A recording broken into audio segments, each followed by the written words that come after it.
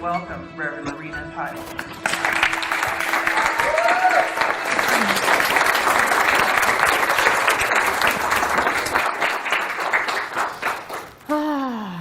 Good morning, good afternoon, and welcome.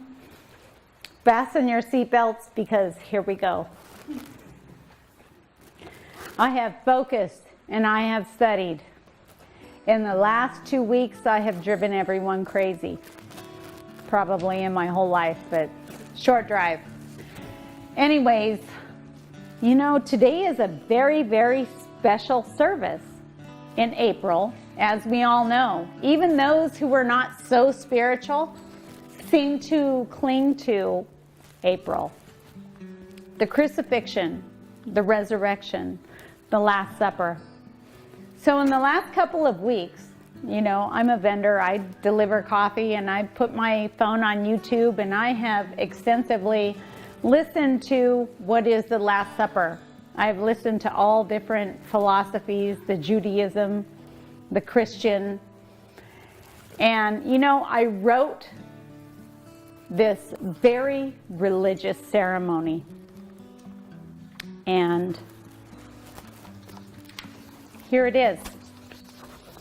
For anyone who's really interested in having a really religious ceremony, then let me know afterwards and I'll make sure you get it. I'm not going to do it.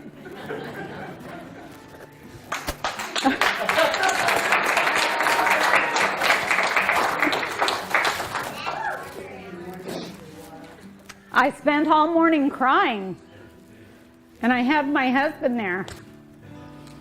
And I said, I can't do it. I don't believe in it. I worked, I researched, I went over it. I messaged our pastor. I said, were you nervous when you did your first sacrament? How'd you get through it? Can't do it.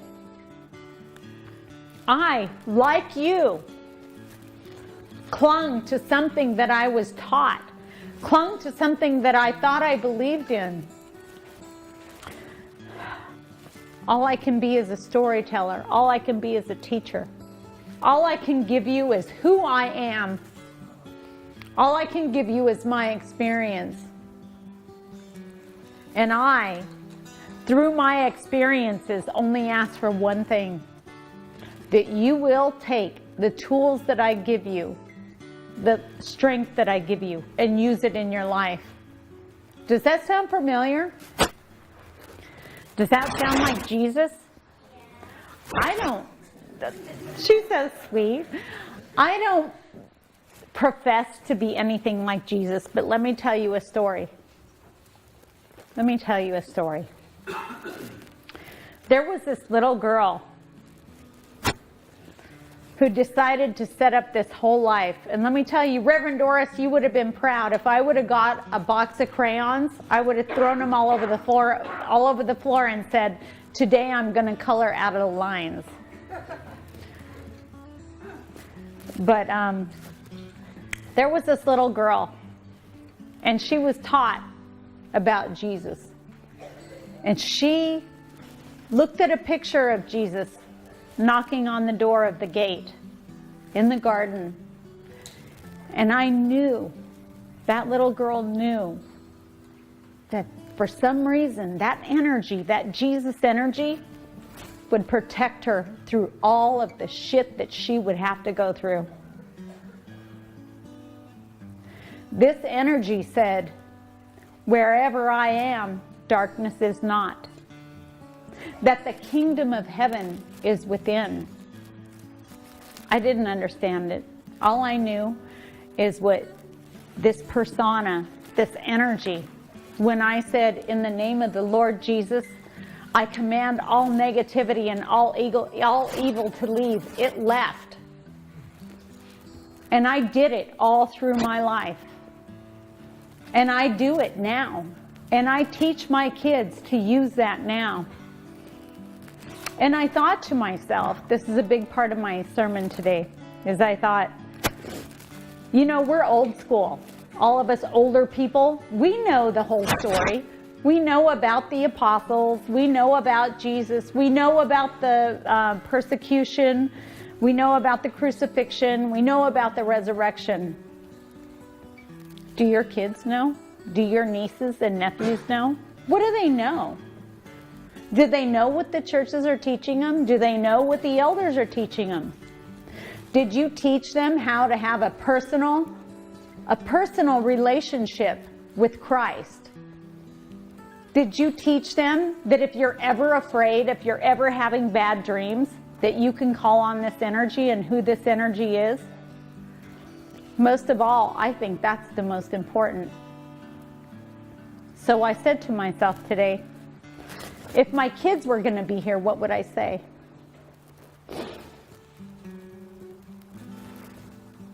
My kids are here.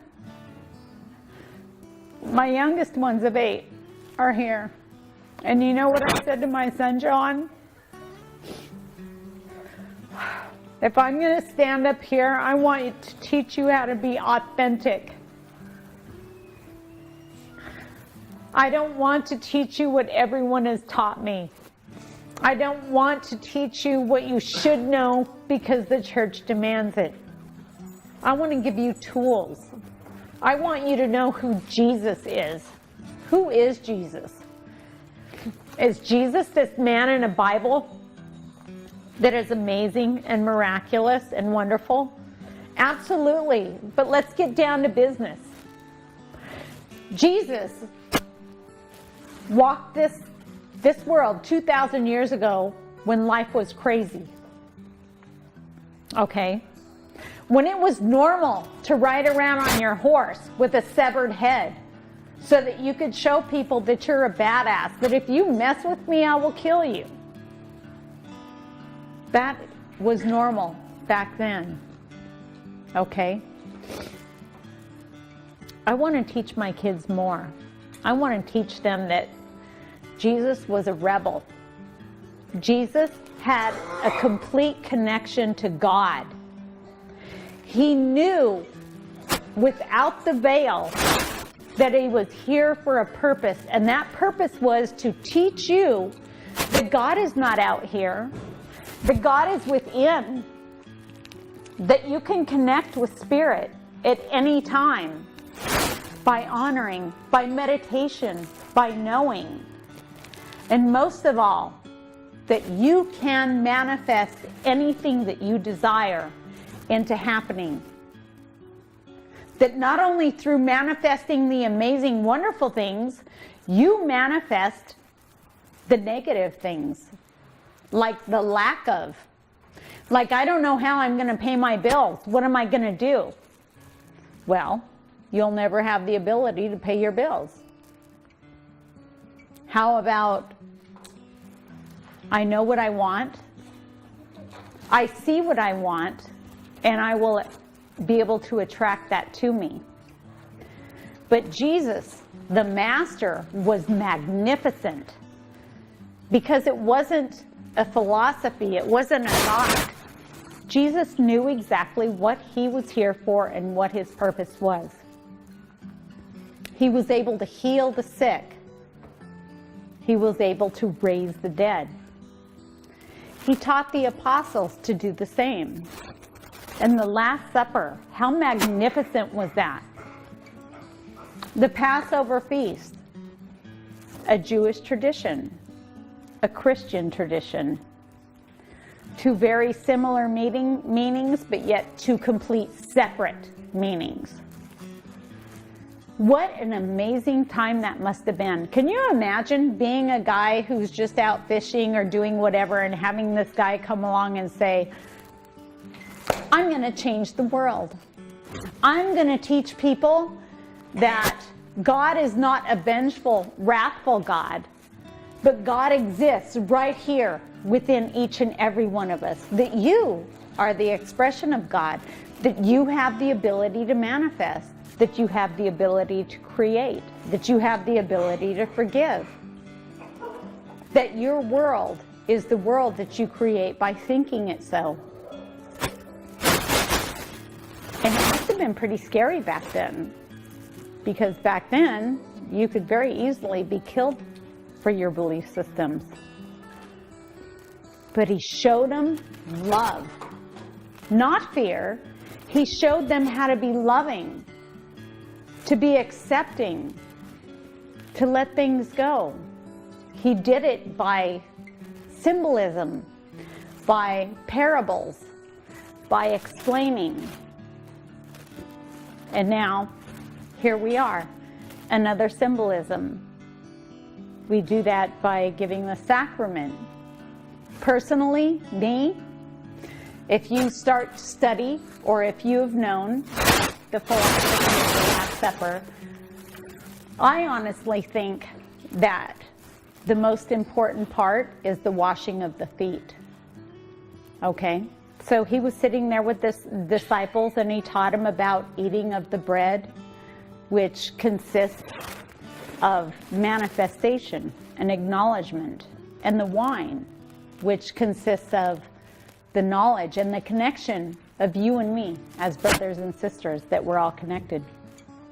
But most importantly, he demonstrated, first of all, he disrobed and he put on a towel.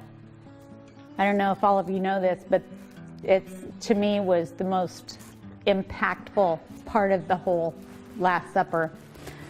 But he put on a towel, and he brought out a warm tub of water with soap and water, and he started washing their feet. And then Peter says, everybody was down with it because they knew who Jesus was and how he was.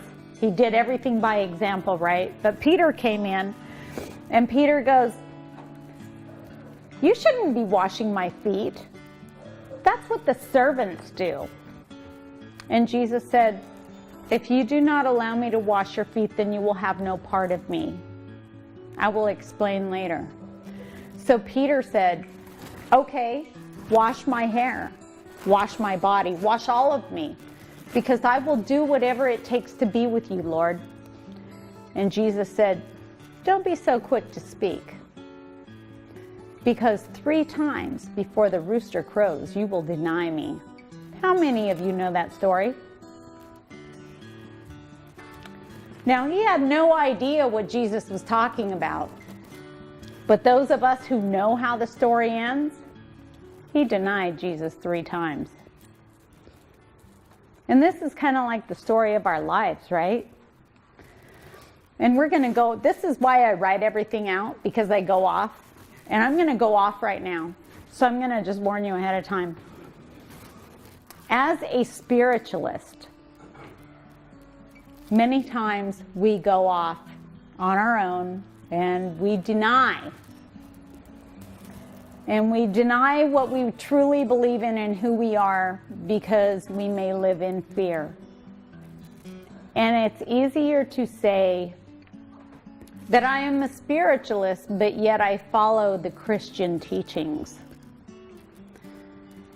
And this is the same thing that Peter was going through when he was asked several times by the guards, are you with this guy?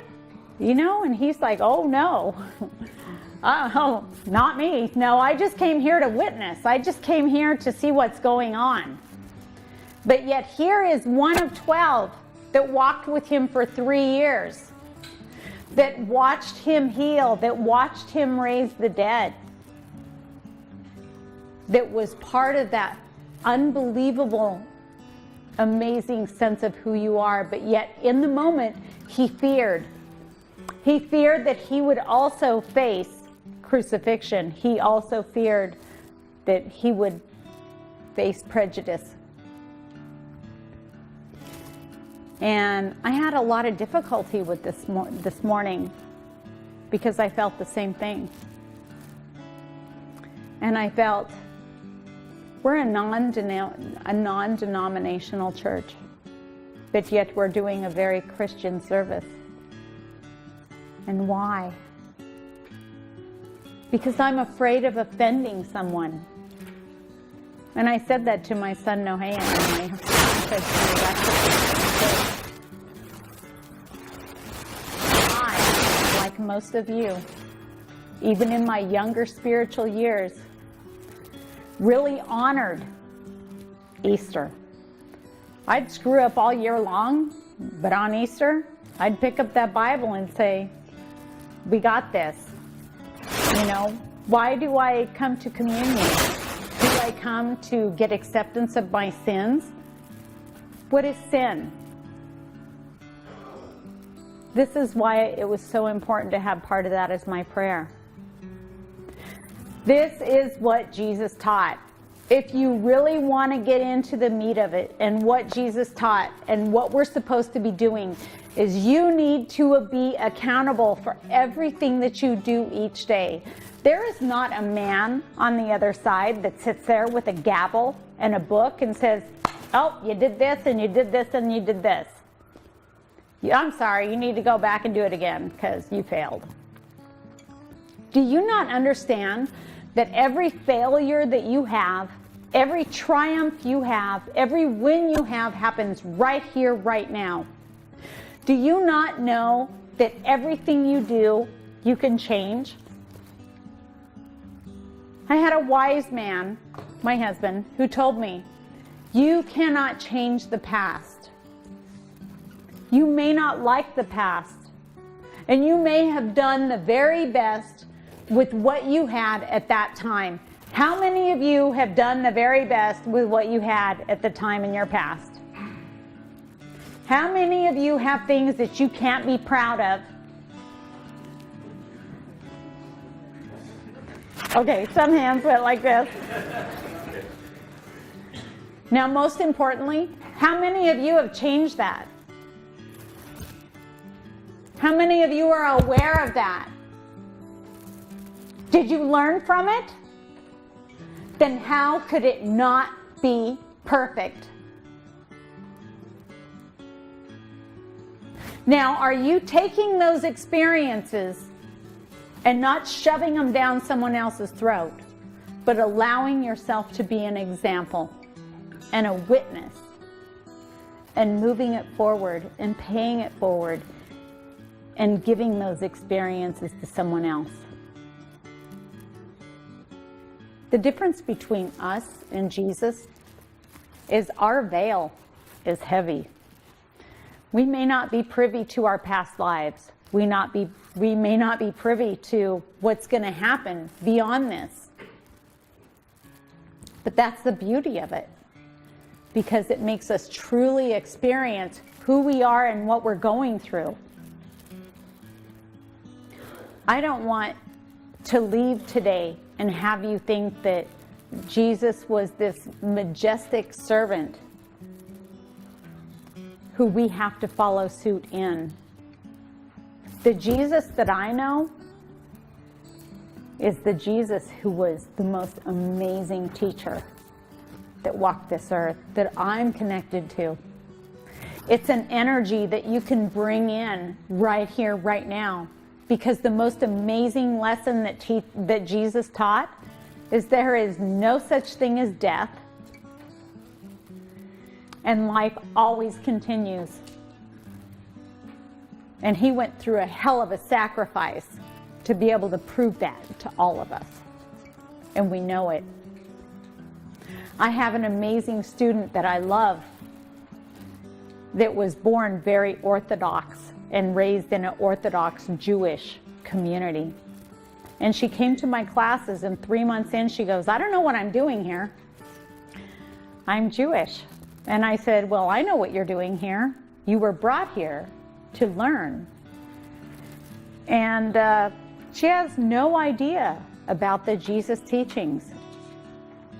Does that make her any less deserving than each and every one of us who know who Jesus is? It doesn't make any difference. It doesn't make any difference what you've done in your life. It makes a difference on where your thinking is and living in awareness. What does awareness mean? Awareness means that I am accountable. I am accountable for how I make you feel, for what I do in my life, but most importantly, for how I perceive the things that have happened in my life and how I can change them and how I can stop them from repeating themselves. The one thing I want you to leave here today with is to know how extremely important each and every individual person is. If you were not important and your life did not have extreme meaning, you wouldn't be here. You wouldn't choose to be here. Your thoughts, your intentions, and every single thing you do creates your tomorrow. And for the young people,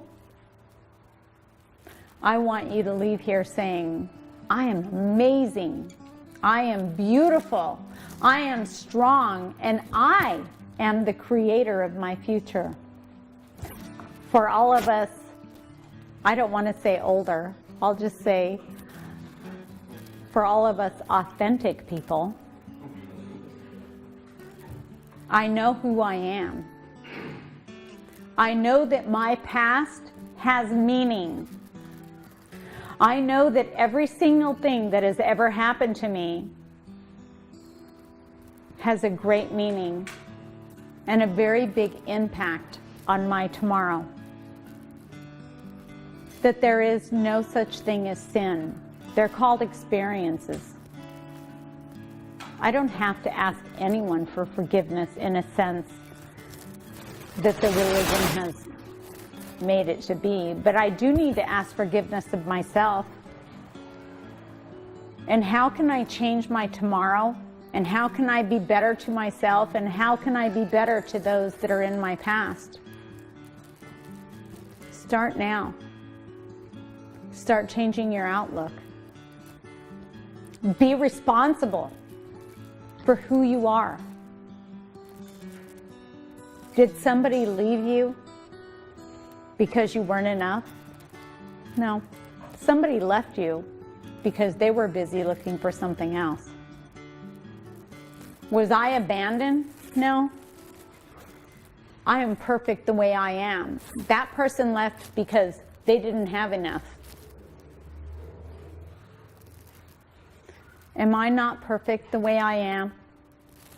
You are absolutely perfect. Beyond a doubt. I don't care if you're black, if you're white, if you're green, if you're purple, if you're smart, if you're dumb, if you're Jewish, if you're Israeli. I don't care what you are and who you are. We are all the blood of the same. We are all amazing. We are all expressions of God. We are all created in that expression of perfection. But in that perfection, how do you know you're not perfect unless you walk through the valley of imperfection? Ha! That would be the world, right? There is no better classroom than the world to teach you that you are not perfect, right? So how do we step out of that? And how do we know who we are? Are you not worthy of the perfect relationship, the perfect job? If you're not in that, then take a look at yourself and see what it is that your expectations are setting up.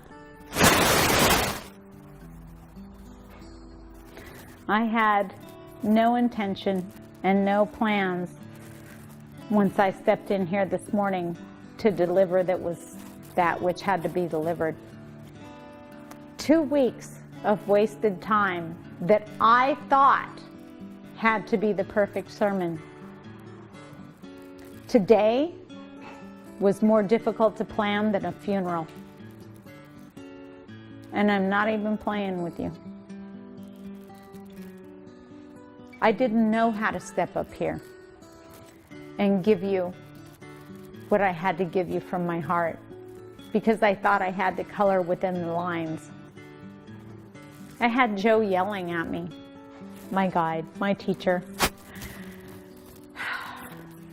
I had my computer that refused to print my lecture out correctly. If you look at this, it is a complete disaster.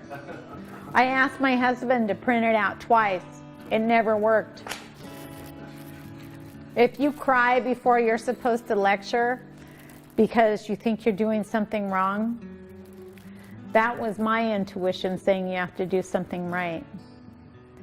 So with my kids sitting out there right now, and my babies and my 13-year-old son and my 12-year-old son and my granddaughter, I have to say, sometimes you just have to be authentic. And if people expect something of you, then that's because they're living in expectation. Then my spiritual mom walked in, Reverend Jean, and I said, okay, thank you. Because she always reminds me that you have to be authentic. You have to live in yourself. And here is one of the most inspirational people I've ever known. And my husband, who looked at me, who actually brought me an Easter basket this morning. Is that not the sweetest thing?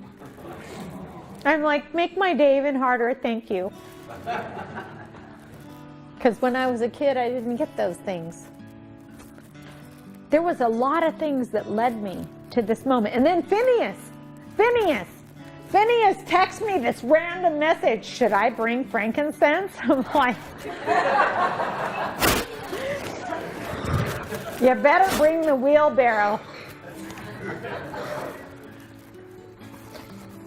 So as a teacher and as a minister, I want to say thank you. I can't imagine what Jesus went through. I cannot imagine in such a harsh time. They must have thought this man was completely crazy.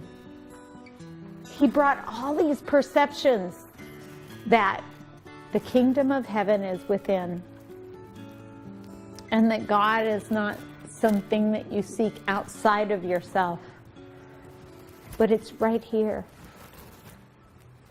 And that there is no perfection that you seek outside of yourself. Do you want to know what it is that you're really looking for when you're trying to be perfect? You're looking for the possibility to fulfill someone else's ego.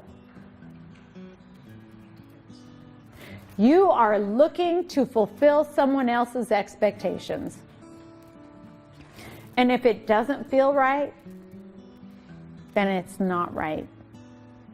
And if it feels good, then you know what? Put on your stomping shoes and take a big step and go for it. I'm no different than you. I wear a robe. I'm wearing a robe now. But you know what? This is called dedication. I mean, it doesn't mean you're not dedicated. I've put in a lot of time. And I can take this robe off. And I can put on my bare feet and my Levi's. And I can dig in the dirt just like anybody else. I'm no better than you. I'm a hard worker. I'm a mom, I'm a grandma. I've cleaned up puke. I've cleaned up poop. I've done it all. But you know what? We are all the same. And if I had a tub of water right now, I would have no problem washing the feet of each and every one of you. I love you. And I want to close by saying thank you. Thank you for accepting me for exactly who I am, because I love you.